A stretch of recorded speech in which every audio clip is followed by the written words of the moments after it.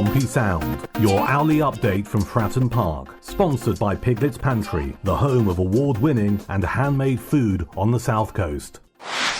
Portsmouth could be set for an emotional reunion with former fan favourite Jamal Lowe, as the Sheffield Wednesday striker eyes a potential return to Fratton Park this summer.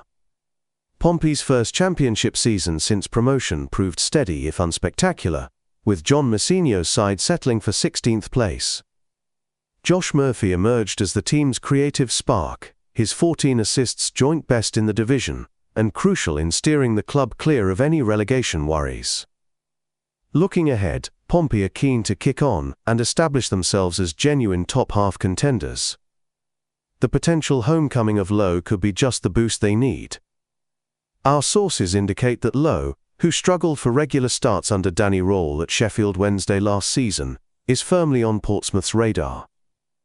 Despite limited opportunities, the forward still chipped in with 5-goal contributions. With a World Cup looming next year, Lowe is eager for consistent game time to cement his place in Steve McLaren's Jamaica squad.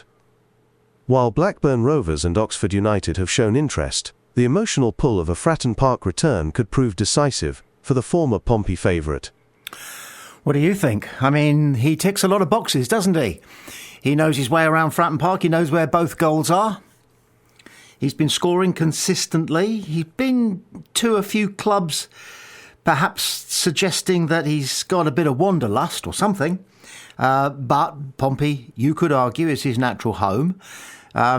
He is not somebody who would be encumbered by making demands that he should be the first pick in the number 9 shirt. He would surely accept that Colby Bishop is the immovable object in that position, and he would hopefully accept a place on the bench in case Pompey needed to up their attacking options during the course of a game, or even perhaps to save Colby's legs in the 75th minute when he's done enough and there's a game on Tuesday. So he's not a spectacular recruit if it happens, and we've got to remember that we're now getting into the rumour mill is starting to churn. The waters around the mill are washing white, and other such poetic nonsense. But this is an interesting one to think about over the weekend. Would we take him back? I think most people would. And would he come again? I think. Don't know the guy. I think he would. Brighton's rising star Jack Hinshelwood is making waves in the Premier League, taking down giants like Liverpool and Spurs. But few know about his childhood connection to Portsmouth FC. The 20-year-old has burst onto the scene this season, with his recent performances catching everyone's eye. After scoring the winner against Liverpool and bagging a brace against Spurs on the final day, calls for an England call-up are getting louder by the week. But here's the kicker. Hinshelwood grew up as a massive Pompey fan, regularly watching games at Fratton Park. In fact, he loved the club so much that he named his 2 pet goldfish after Portsmouth legends David James and Nico Crankar. The youngster revealed this charming detail during a quiz on Brighton's TV channel, where players shared fun facts about themselves in a Would I Lie to You style game. His teammates couldn't help but laugh when he shared the story. I used to follow Pompey and go to quite a few games, Hinshelwood explained. James and Cranchcar were my absolute favourites, so I named my goldfish after them. Sadly, both Nico and David, the fish not the players, passed away a few years back. Just a couple of little things. I'm sure, dear listener, you spotted them yourself.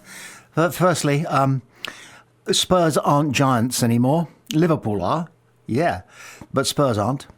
Secondly, style point. We on Pompey Sound do not say bagging a brace. That is so 1950s. Scored twice, that'll do. Bagging a brace. It's got to do with shooting pheasants. It's got nothing to do with... Anyway. And finally, AI is not as clever as it thinks. It's not Crankar, is it? We all know it's something like Cranchiar. Anyway, the thrust of the piece is very interesting. Did not know that Jack Hinshelwood was a proper Pompey fan. But the Hinshelwood family are very much South Coast habitués. I used to play charity football with Wally Hinshelwood, who I think was the first of the Hinshelwoods.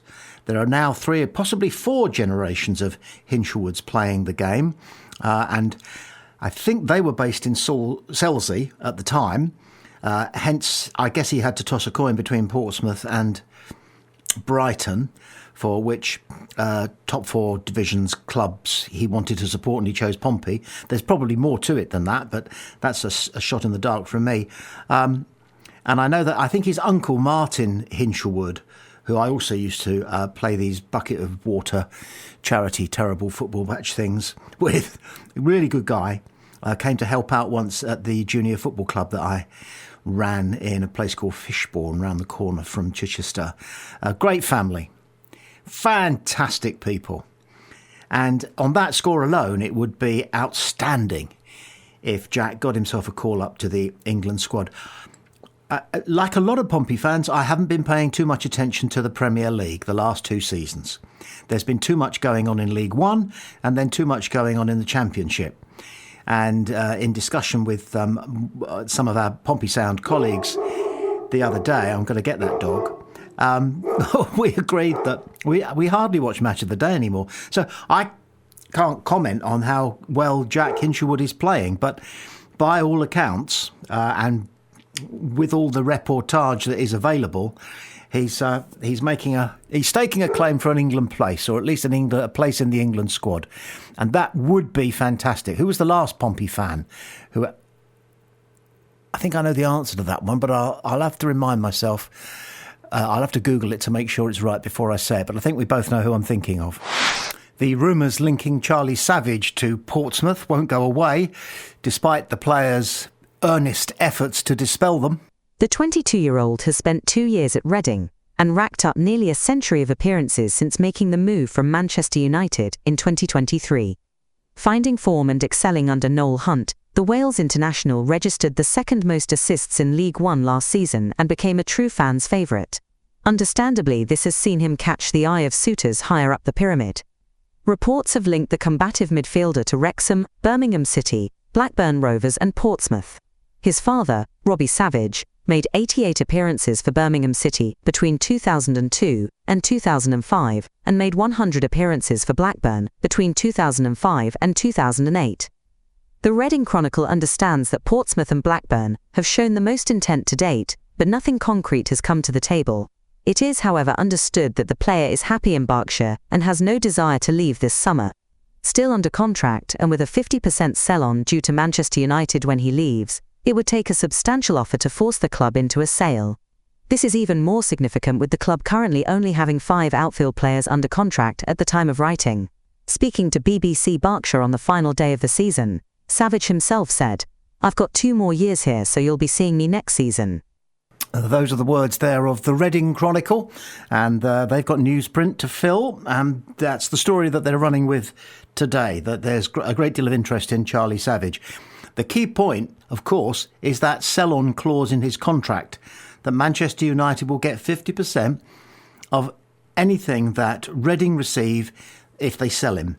Means that for it to be worth Reading's while, it's got to be a price tag that is twice what they want, or would accept, and that's steep. He's obviously a boy with a future.